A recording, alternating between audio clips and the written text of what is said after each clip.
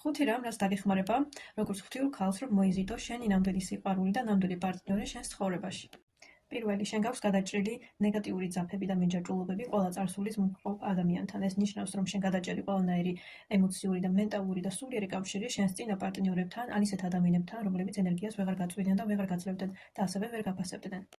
მეორე, შენ ხარ სრულ კავშირში შენ სხეულთან და უსმენ შენს სხეულს, როგორც ინტუიციას, განსაკუთრებით ძლიერი კავშირი გაქვს შენს გულთან და უსმენ შენი გულის ხმას. იმაში თუ რაზე მიგითითებს, საით არის უკეთესი წასვლა და რომელ ადამიანთან ჯობია ურთიერთობის აწყობა. მესამე, შენ ენდობი სამყაროს და იცი, რომ სამყაროს რაღაცა კარგი აქვს შენთვის გამიზნული, როგორც ღვთიურ ქალს და ამიტომ თუ რაღაცას გეგმავ, თუ რაღაც არ გამოგდის, ეს არ ნიშნავს იმას, რომ სამყაროს რაღაცა კარგი შენთვის არ აქვს და გეგმილი. ეს პირიქით ნიშნავს იმას, რომ სამყარო რაღაცა კარგს გიმზადებს, მათ შორის პარტნიორს, რომელიც შენ ბოლომდე გაგიგებს და იქნება შენი ნამდვილი სიყვარული. მეოთხე, შენ სრულიად სავსედ გრძნობ თავს მარტომც რომ იყო.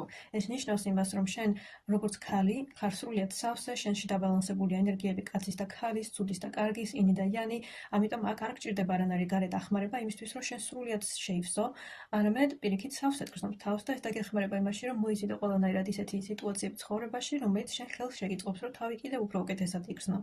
და მეხუთე, შენ პატივს ცემ შენს თავს როგორც ქალი. ანუ აქ შენ ენერგიას არ ხარჯავ, დროს არ ხარჯავ ისეთ ადამიანებზე, რომლებიც შენ ვერ გაფასებენ, განსაკუთრებით პარტნიორებზე, რომლებსაც არ აქვთ კარგი მიზნები შენთვის. თუ გაინტერესებს ღვთიური ქალური ენერგია, შეგიძლია გაწევრიანდეთ ჩემს Facebook ჯგუფში, სადაც უფრო მეტად განვიხილავ ამ საკითხს და ასევე შეგიძლიათ დარეგისტრირდეთ მენტორინგზე, რომელიც მოხდება 15 ნოემბერს და ჩვენ განვიხილავთ უფრო მეტად ქალურ ენერგიას და როგორ შეგვიძლია მასთან კავშირის გამყარება. მადლობა და წარმატებები.